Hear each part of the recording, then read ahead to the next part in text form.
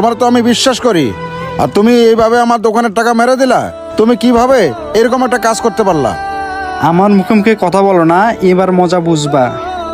বিশ্বাস করেন মহাজন, আমি চুরি করি নাই, চুরি তো করছে এই ভাইয়ে। জীবন ভাই আমার নামে মিথ্যা অপবাদ দিয়া শুধু শুধু আমার ফাঁসাইতেছে। মহাজন, আমি আপনার দোকানে কেন চুরি করতে যাব? মহাজন সাহেব, আপনি একটা কাজ করেন, আপনি পুলিশকে ফোন দেন। পুলিশ এসে যখন ডান্ডা দিয়ে দুটো বাড়ি দিবে তখনও সত্যি কথা বলবে। মহাজন সাহেব বিশ্বাস করেন, প্লিজ পুলিশকে ফোন দিয়েন না, আমি চুরি করি নাই। সত্যি বলছি মহাজন, আমি চুরি করি নাই। চুরি করছে জীবন ভাই, সে চুরি কইরা আমার ফাঁসাইতেছে। ওই তুই চুপ থাক।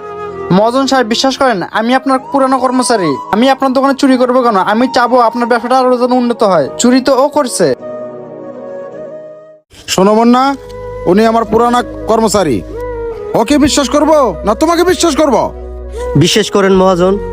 ভাই, কালকের মতো আমাকে স্লিপ ছাড়া 1 কেজি আপেল দেন।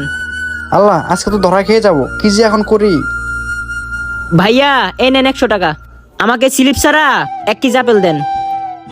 আরে ছোট ভাই, তুমি কি করতেছো? তুমি স্লিপ ছাড়া মাল নিতেছো কেন? কেন ভাইয়া, আপনি কি জানেন না এই দোকানে তো স্লিপ ছাড়া অর্ধেক দামে মাল বিক্রি করা হয়? আর এই বিষয়টা পুরা মহল্লায় জানে। কি জীবন, তুমি স্লিপ ছাড়া মাল বিক্রি কইরা সব টাকা কি তুমি পকেটে রাখো? দেখো, তোমাকে আমি এতটাই বিশ্বাস করি, সেটা তুমি কোনো মূল্য রাখলা না। তোমাকে আমি এক্ষণে দোকান থেকে বের করে দেবো। খারাপ, তোমাকে তো আমি বের করব না, তোমাকে এক্ষণে আমি পুলিশের কাছে ধরাই দিতেছি। মহাজন সাহেব প্লিজ এবারের মতো আমাকে মাফ করে দেন। এরকম ভুল আর আমি কোনো সময় করব না। তুমি নিজেকে কি ভাবছো? তুমি এইভাবে চুরি করবা আর ধরা পড়বা না? তোমাকে ভালোবেসে প্রতি মাসে আমি 10,000 টাকা দেই, আর তুমি লাস্টে চুরি করলা, তাও আবার আমার দোকানে। আর শোনো, তুমি যদি ঠিক মতো বেচা কিনা করতে পারতা, তাহলে তুমি সারা জীবন